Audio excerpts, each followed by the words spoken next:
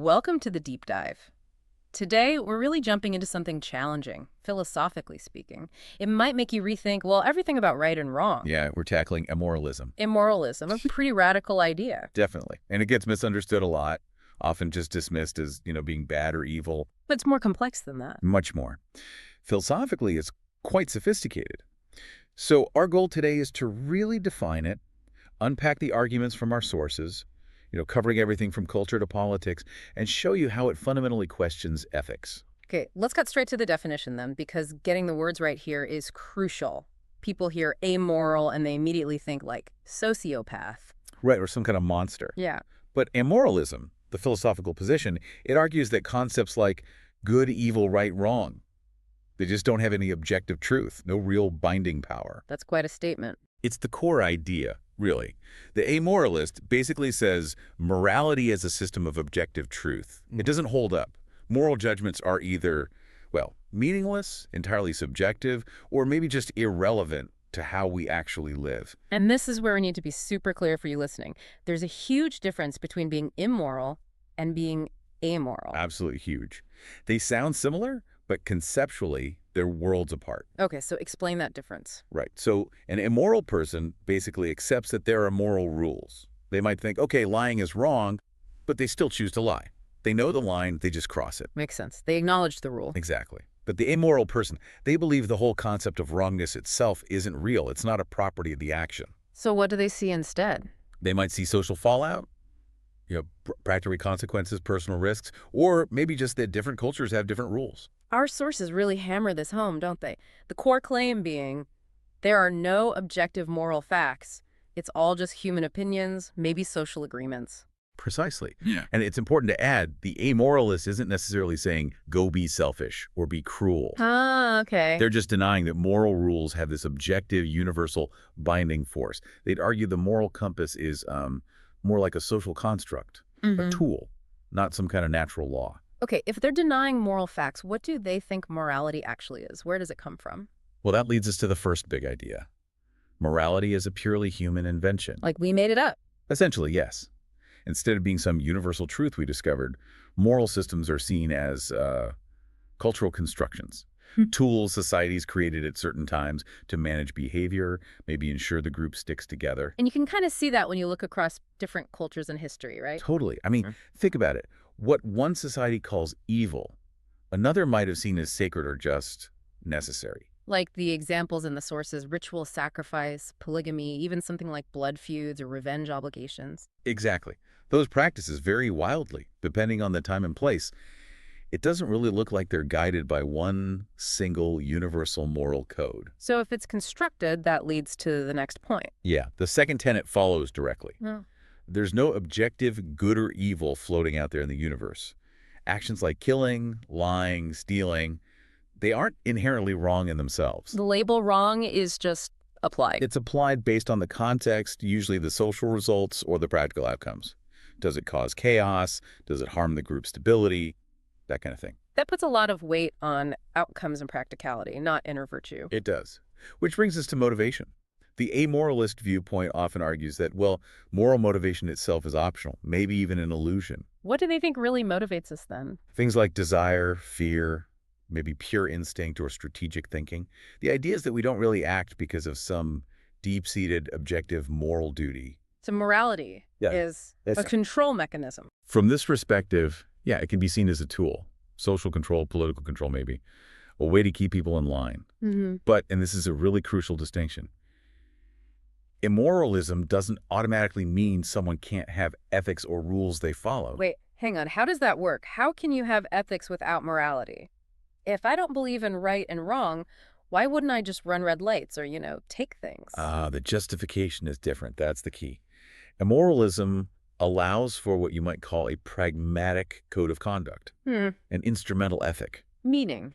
Meaning you can still act rationally or even compassionately or certainly strategically, but you don't need a moral reason to do it. Okay, so give me an example. Instead of saying, I shouldn't steal because it's morally wrong, an amoralist might say. They might say, I shouldn't steal because it creates social instability, I might get caught and punished, and it breaks the kind of social trust that, frankly, I also benefit from. Ah, I see. It's about practical, maybe self-interested or strategic reasons, not some higher moral law. Exactly. Rational self-interest leading to harmony, not moral duty. Yeah. And that shift in thinking is what makes this whole idea so, well, radical Yeah. and maybe unsettling for some. Definitely unsettling. It really shifts the ground under your feet, which probably leads us nicely into talking about the thinkers who really push these ideas. And moralism isn't just one single thing, is it? Not at all. The sources lay out a kind of spectrum. You've got philosophical immoralism, which is that pure denial of moral facts. Think of someone like Max Stirner, the arch-egoist. Okay. Then there's psychological immoralism. This suggests humans are maybe just not wired to act from genuinely selfless moral motives. Right. Deep down, it's always self-interest. Thomas Hobbes leaned this way. And then there are the political and existential angles, too. Right. Political immoralism, Machiavelli, is the classic example where results are all that count for a leader. And existential immoralism, where in a meaningless universe, we have to create our own values. Think Sartre or Camus. Let's dive deeper into maybe the two most influential figures here, starting with Friedrich Nietzsche.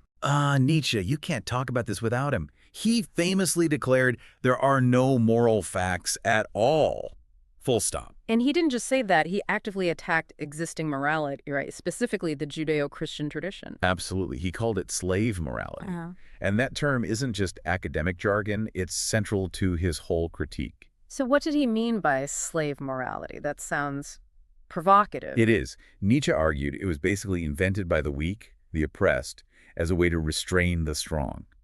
Historically, he'd say the noble or powerful define good based on their own qualities, strength, pride, creativity, life affirmation. Okay. Slave morality flips that entirely. It takes all the characteristics of the powerful assertiveness, maybe wealth, dominance, and relabels them as evil. So it's like revenge through redefining values. Yeah. If you can't beat them physically, you tell them their very nature is morally wrong. That's pretty much it.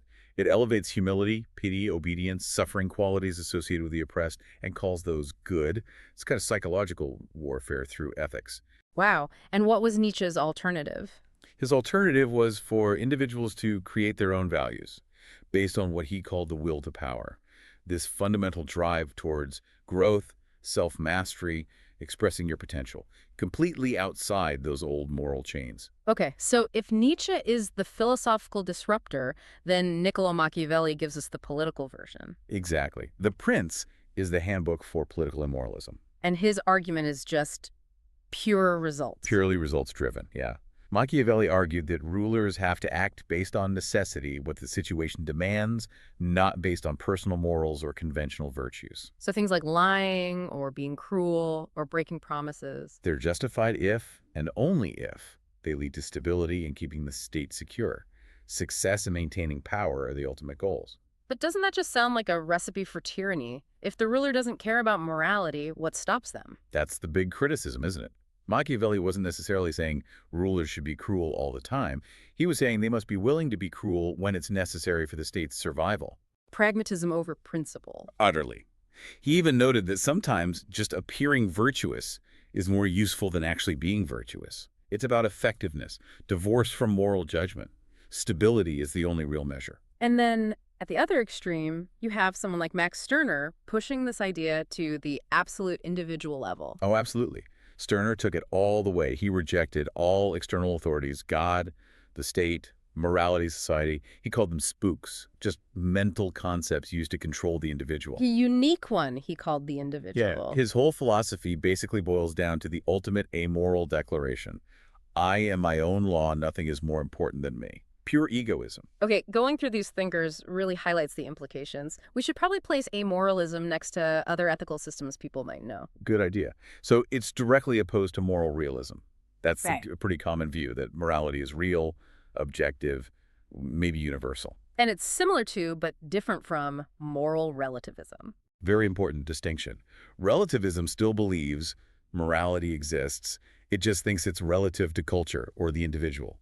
Amoralism goes a step further.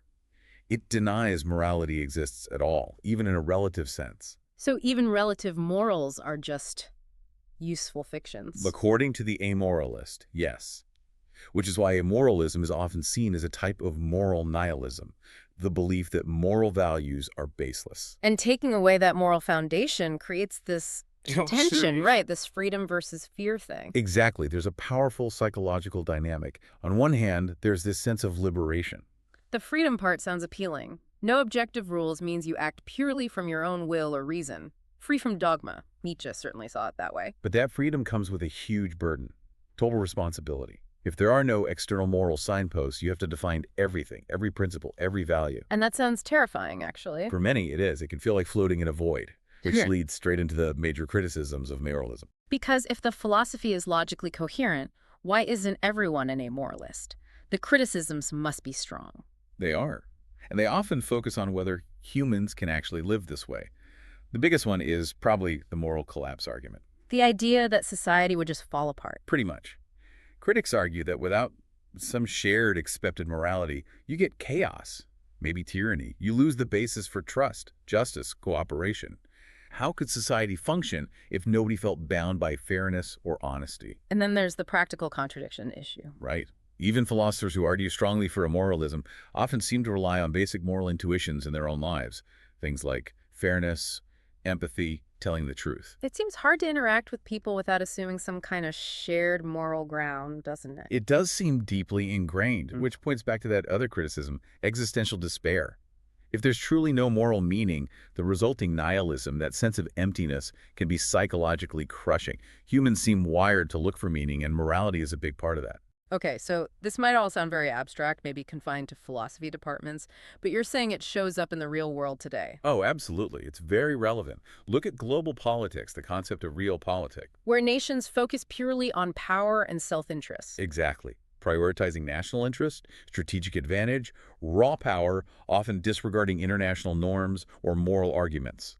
That's Machiavelli's ideas playing out on the world stage. You see it in business too, I suppose. Where is it legal?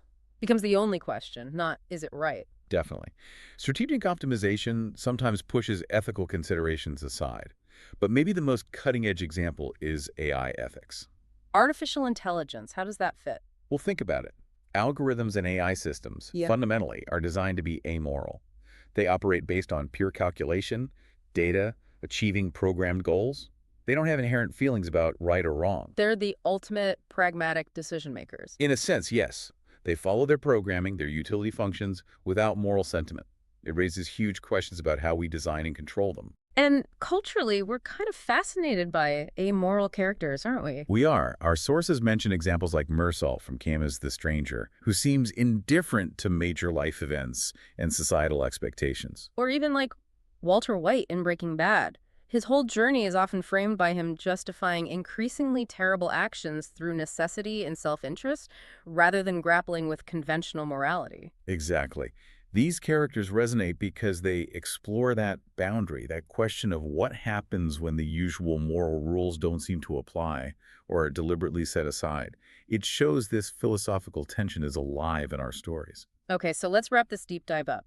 Amoralism, at its heart, rejects the whole idea of morality as objective truth or a binding force. Right. It argues moral codes are human inventions for survival, maybe, or for control, but they don't have any inherent authority over a thinking individual. Which leaves us with that huge question we've circled around. If nothing is inherently right or wrong, how should we live? How do we structure society, our relationships? It really forces you, the listener, to examine where your own principles actually come from. Are they based on objective truth, social agreement, personal feeling, or something else entirely?